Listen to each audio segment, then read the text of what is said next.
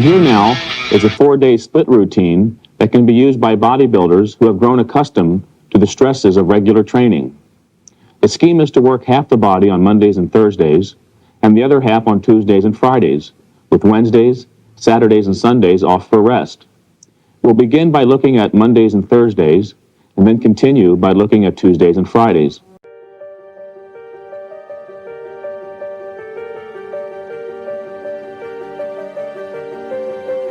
The leg extension is the only exercise that effectively isolates the frontal thighs.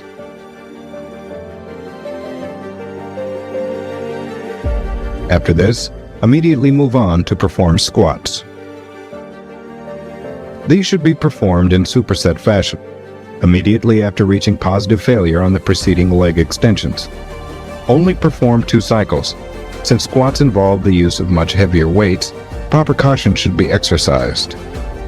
Choose a weight which allows about 10 repetitions and stop at the point of positive failure. To round off your leg work, you should not forget to work the antagonistic muscles at the rear of your thighs. They are usually referred to as the hamstring muscles. Perform these leg curls for only 1 set to positive failure.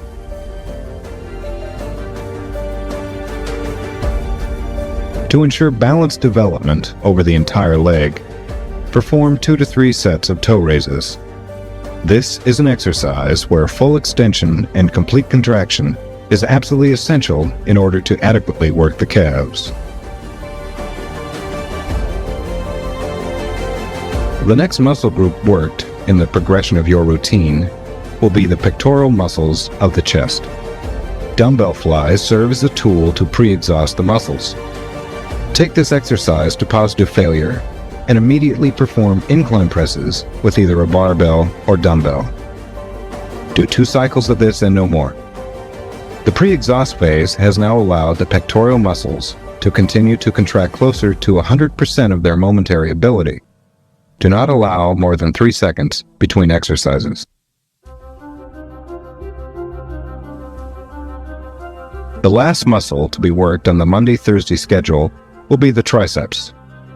Triceps extensions, when performed strictly, serve as an excellent isolation exercise. Care should be taken to ensure that the elbows point straight up. Follow this immediately with a compound movement. Dips will serve to complete this phase. 2 cycles are all that's required.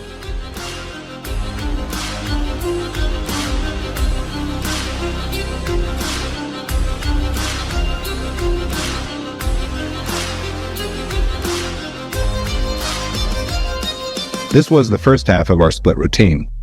Now let's move on to the second half, which is to be performed on Tuesdays and Fridays.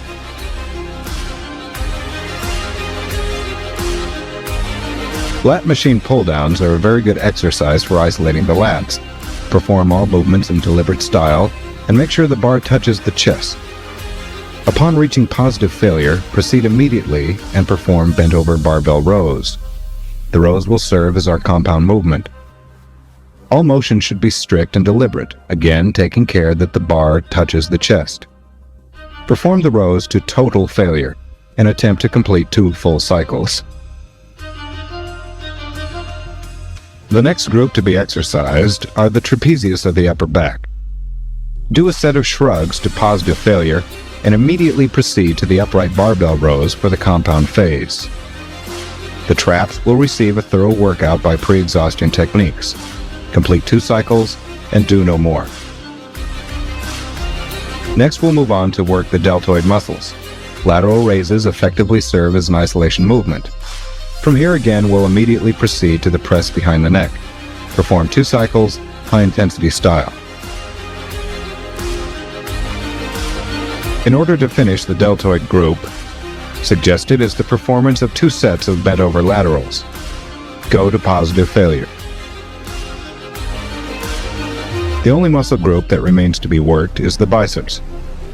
As with previous muscles, we will first pre-exhaust them by performing a set of barbell curls. Go to positive failure and immediately perform a set of palms-up chins. Due to the additional muscles involved, a few extra repetitions can be carried out. Do this to total failure and complete 2 cycles.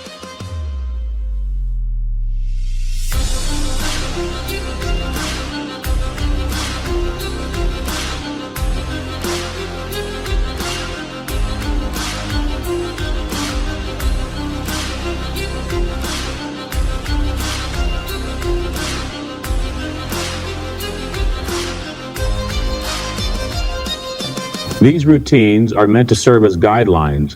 They are not intended to restrict your training. Certain exercises can easily be substituted, so feel free to be creative. The important thing to remember is to adhere to the basic underlying tenets of high-intensity training. Kathy Ray and I have demonstrated various exercises with many pieces of equipment. This is not to suggest, however, that various other types of equipment could not be used just as effectively. You may even find that certain types of equipment suit your individual temperament. Various combinations of equipment can be used with varying degrees of success depending upon your goal and effect desired. Whatever you choose, free weights or machines, no one piece of equipment is capable of working magic. For optimal results, the single most important factor is intensity of effort. The results you realize will be totally dependent on the energy you put forth. So give it your all and realize your ambitions.